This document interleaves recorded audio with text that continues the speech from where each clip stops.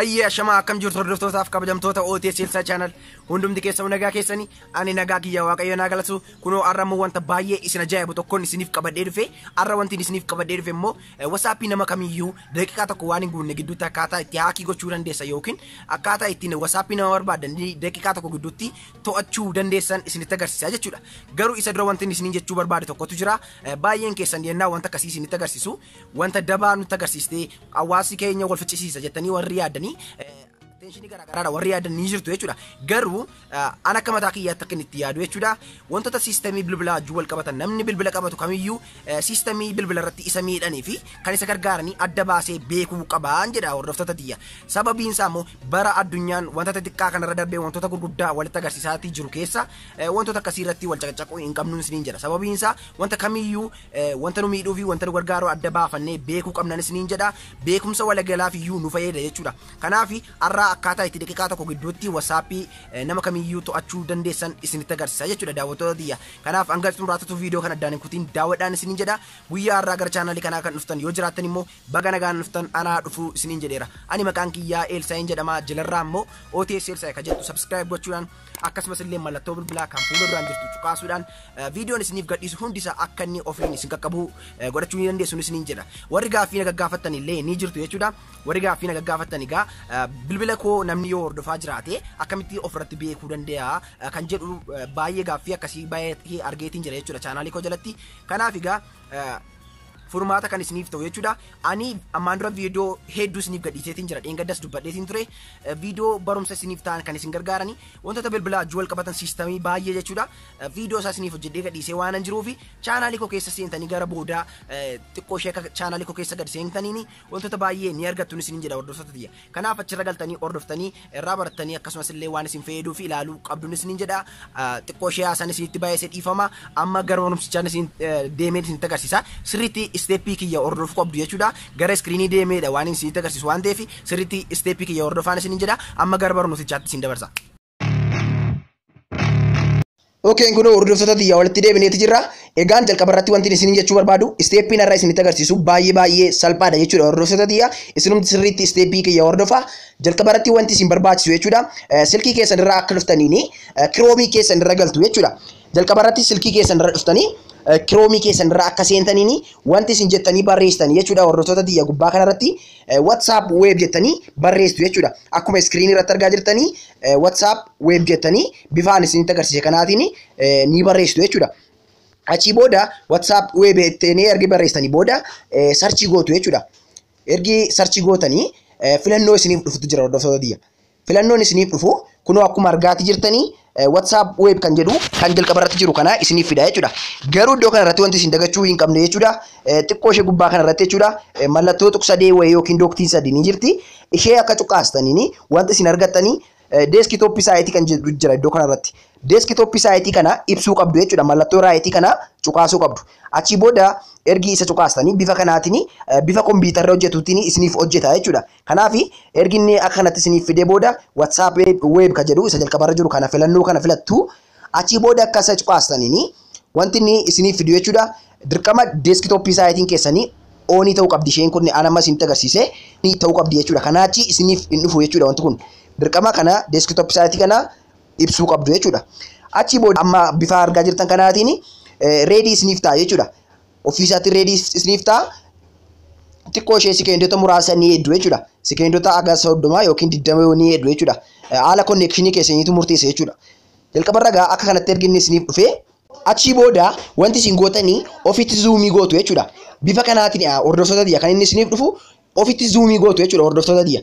Akka ofitti zuumii gootaniini QR kana isiniif kenna jechuudha.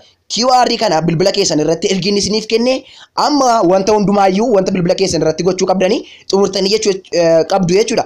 Baay'ee wanta hunda isaayuu reedii godhatanii jirtu. Amma wanti isin gochuu qabdanii bilbila nama haakii gochuu barbaadanii sana irratti al tokkoof qofa sikeendii 30 yookiin 20 gidduutti wanta gochuu dandeessanii kana al tokkoof bilbila nama sanaa harkaa fuute jechuudha. Baay'ee warri fageenya irra teenyee WhatsApp namaa taphataruu barbaanna akkaataa itti WhatsApp fageenya irratti haakii gochuu danda'amu nuuf mijettanii warri yaadan ni jirtu. sanallee viidiyoo kan biraa keessatti isinitti agarsiisa jechuudha. Isa viidiyoo kan biraadhaan isiniif qabadhee dhufa fageenya irratti akkaataa itti dandeessanii har'a garuu wanta sekeendii 30 kan hin guunne gidduutti akkaataa itti WhatsApp nama barbaadanii haakii gochan isinitti agarsiisa waan ta'eef bilbila nama sanaa al tokkoo fi waan daqiiqaa tokko hin guunneef ergaa fuutu jechuudha. Saniin booda erga ergaa fuutanii amma WhatsApp nama sanaarra deemtanii jechuudha. WhatsApp nama sanaarra deemtanii wanti isin gootanii akkuma garanarraa argaa jirtanii kun amma fakkeenyaaf silkii nama sanaadha yoo ta'e jechuudha. Silkii nama sanaarraa akka seentanii wanti isin bantanii kunoo gubbaa kanarra mallattoo tuqsadee ni jirti jechuudha. Mallattoo tuqsadee sana silkii nama sanaarraa ni cuqaastu jechuudha. Achi booda ergi kana cuqaastanii WhatsApp web kan jettu ishee kanarra filannoo isa sadaffaarra jiru kana al tokkoof cuqaastu jechuudha hordoftoota diyya. Amma akkuma argaa jirtanii QR kana iskaanii nagaafataa jira jechuudha. Kanaafi QR kana fiddaniiti dhuftanii isa kanarratti qabdu jechuudha. Kanaafi Oma waa tokko wanti isin rakkisu tokko hin jiru jechuudha. Baay'ee salphaadha hordoftoota diyya. Akkuma amma agartanii iskaanii ergini nagaafate fidee dhufeenanii wanti inni irra kaa'u iddoo amma qopheeffadheerran kaa'a jechuudha. Silkii isaan qopheeffadheerran kaa'adha. Achi booda baay'ee atomaatikiidha hordoftoota diyya. Akkuma amma argaa jirtanii ofii isaatiin baay'ee mallee ibsa isinii fotoon godhini baay'ee atomaatikii na office adda barse jechuudha gara kanaatti. Amma guutummaa guututti WhatsApp nama sana haakii godheetiin jira jechuudha hordoftoota diyya. Baay'ee salphaadha hordoftoota diyya. WhatsApp nama haakii gochuun bifa kanaatiin baay'ee salphaadha. Yennaasini bilbila isa kanarraa jechuudha hordoftoota diyya. Bilbila isa kanarraa fakkeenyaaf kun kan namaati isiniin jedheera. Kan namaa kana monti isin gootanii WhatsApp web isaa keessa akka seentaniini iddoo kanarratti jechuudha.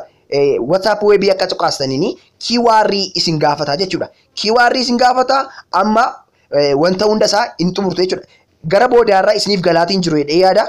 Gara boodaarra deebi'ee sirriitti steepii isaa isinitti agarsiisa na hordoftu. Amma garuu haala hojii isaatiin isinitti agarsiisa dursee jechuudha. Amma wanta hunduma isaa xumureetiin jira. Bilbila nama sanaa deebisee kennuufii nan danda'a jechuudha. Nan fayyadu kanaa booda bilbilli nama sanaa jechuudha. Amma kanaafi bilbila sana nama sana yoo deebisee fi homaa rakkoo tokko hin qabu guutummaa WhatsApp isaatii tokkotaraan jira waan ta'eef jechuudha. Amma akkamittiin tokkotareettanii yoo yaadanii kunoo akkuma danarraa argaa jirtanii iddoo lamaan isaarraa iyyuu ilaaluu ni dandeessu jechuudha hordoftoota diyyaa. Iddoo lamaan isaarraa asirraas ilaaluu ni dandeessu. Maqaan addanarra jiru gararras ni jira jechuudha. Amma fakkeenyaaf kanarra galee yoon ergaa addanarratti nama kanaaf ergame yoon ilaale jechuudha. Iddoo kanarras ni jira jechuudha hordoftoota diyyaa. Iddoo kanarras ni jira. Kanaaf gabaabamatti maal ta'ee jira jechuudha. WhatsAppiin nama sana haakii ta'ee jira. Wanta inni barreesse, wanta inni ergaan erge hundumaa iddoo kanarra taa'ee ilaaluu nan danda'a jechuudha hordoftoota diyyaa. Amma fakkeenyaaf al tokkoo fi itti cuqaastu. Nama WhatsAppii ofii keessa baay'ee yennaa nama tokko WhatsAppii isaa haakii gootanii ofii keessanis ergaa erguufii ni dandeessu jechuudha.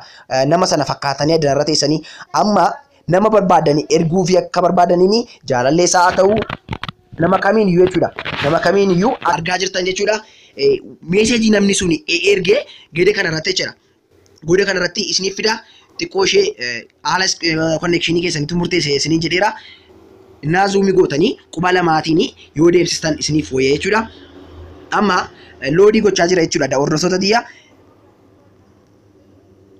Waaw baay'ee nama ajaa'iba. Amma akkuma argaa jirtanii wanta namni sun barreesse gode kanarratti zuumii godhee isinitti agarsiisuuf yaalaatiin jira. Kunoo akkuma argitaa jirtan jechuudha. Gode kanarratti naaf fidaatii jira jechuudha. Xiqqoo ishee zuumii yeroo gootanii karaliin isaa damsasuu jechuun ni malata. Nama sana ergaa isaa dhoksuuf jechan xiqqoo ishee akkas godhee jechuudha daawwattoota diyyaa. Kanaaf bifa kanaatiin nama barbaadan hordofuu ni dandeessu. Amma isteeppii isaa haala hojii isaatii amma gara boodaa deebi'ee isinitti agarsiisa jechuudha. Isinitti agarsiisa nuun galle akkasiin hin jenneef jechuudha booddee. Egaa sirriitti hordofuu qabdu hordoftoota diyyaa. Booddee naan galle akka hin jenneef jechuudha. Bilbila keessan irra akka seentaniin WhatsApp web jettanii barreessitu jechuudha. Chrome keessan irratti yookiin browser barbaadan irratti. WhatsApp web ergi website isaanii keessa galtanii QR kan argattu jechuudha hordoftoota diyyaa. QR kana akka argattaniin wanti inni isiniif fidu jechuudha. Bifa kanaatiinidha jechuudha. Achi booda kana isinii bifa kanaatiin dhufa gatii ta'ee fi xiqqoo ishee zuumii ofitti gootu jechuudha. Xiqqoo ishee zuumii ofitti gootanii qopheeffattu. Achi booda silkii nama sanaa sekeendota muraasaa fi sekeendii 20 haga 30 waan ta'uuf ergaa fuutu jechuudha hordoftoota diyya. Akka WhatsApp isaa keessa seentaniini kunoo gubbaa kanarraa mallattoo tuqsadee ni jirti jechuudha. Mallattoo tuqsadee kana al tokkoof cuqaastu.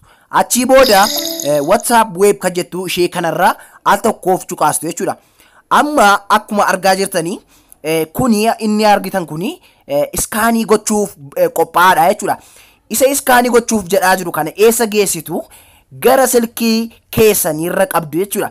Sila QR isaa qopheeffataniirtu waan ta'eef isa iskaanii godhaa jiru isa kaameraa fakkaatu kana fuutanii haxanii achirratti qabdu jechuudha. Saniin booda ennaa isin qabdanii automaatikii ofiisaatii isinii fi wanta addanarra jiru iccitii addanarra jiru iccitii bilbila nama haakii gochuu barbaadanii sanarraa isiniif gara sanaatti dabarsaa jechuudha hordoftoota tiyya. Kanaaf isa kana dhaxxanii achirratti qabdu jechuudha daawwattoota tiyya. Masaa iddoo kanarraa xawaxaruu ni dandeessu. Wal bira qabdanii lamaan saayyuu ilaaluu ni dandeessu jechuudha hordoftoota tiyya. Bifa kanaatiin haakii ta'ee jira jechuudha bilbilli namni isin barbaadani suni. Kanaaf homaa waa tokko hin cimu jechuudha. Hordoftoota tiyya bifa kanaatiin haakii ta'ee jira. An bilbila kanarra taa'ee egaa nama barbaadee fi WhatsApp nama sanaa keessatti kan argaman hundumaafiyyuu meeseejii erguu nan danda'a jechuudha. Kanaaf egaa barumsi guyyaa har'aa kana fakkaata. Yeroo taanu irratti immoo fageenya irratti teessanii akkaataa itti haakii gochuu dandeessan isinitti agarsiisa. Kana qofaallee mini waamta baay'ee isinitti agarsiisuutii nan danda'a jechuudha. Garuu warroonni wanti dabaadha jettanii yaadannoo jiraatanii indoo goggorinaa akkasumatti beekumsa waliigalaaf beekuu qabdu jedheetanii yaada akka mataa kiyyaatti. Kanaaf yeroo taanutti viidiyoo ajaa'ibaan isiniif qabadhee dhufa. Ammas nagaannaaf tura isin jaalladha isin kabaja. Video kana hundumti keessan like osoo hin godhin hin bayina. Please like godhaan isiniin jedha. Yeroo taanu wal agarra. Ciao.